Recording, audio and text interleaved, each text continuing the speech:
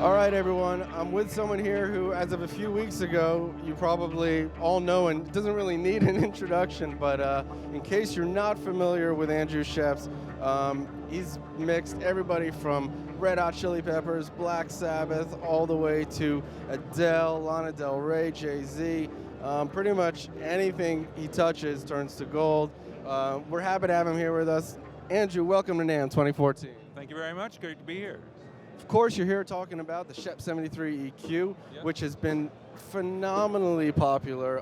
Congratulations on that. And thank you guys for that. What is it about the 1073 sound that is so popular that people are still clamoring to get, a piece of that? I think there are two real main components to it. One is the actual EQ itself, because it's a really musical EQ, and the choices of the frequencies are all based on what it sounds like to EQ musical instruments, and that's really what it was built for.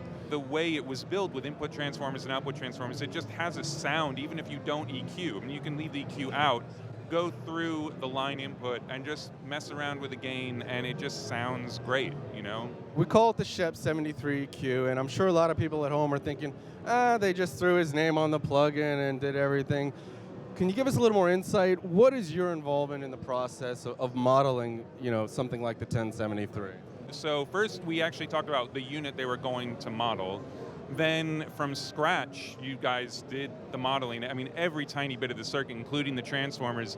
And then my part of the process was to get the model as it was being worked on, and then I would compare it to my 1073s. So I would go through my entire console and see, like, oh yeah, when I push this one, that sounds a lot like this, and then we would tweak all the harmonic distortion and really decide, like, okay, we want to get a little more mid-range in when I go to this setting and stuff like that. So my involvement was, at first it was just to make sure it sounded like a 1073, but then towards the end it really became, let's make it work how I use 1073s, like popping a line level input into the mic pre and make sure that sounds right, and being able to push the preamp without EQing at all and have that really make the sound, And rather than being one specific 1073, it would just be a 1073. And there are a lot of 1073s because it's such a popular EQ out in the world. But I think what really is special about this one is the character of it. Like I say, even if you don't EQ, you can get a lot out of this plugin just working with gain structure and really hitting the input hard or not hitting the input hard and things like that.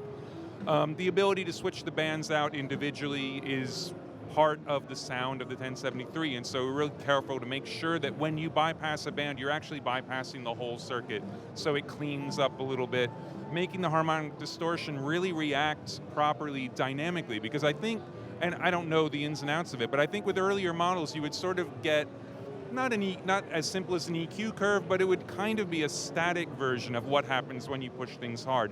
This is incredibly dynamic. The harmonic distortion is totally different if you have a steady state signal as opposed to transients, and getting that right, I think, is what's really great about it.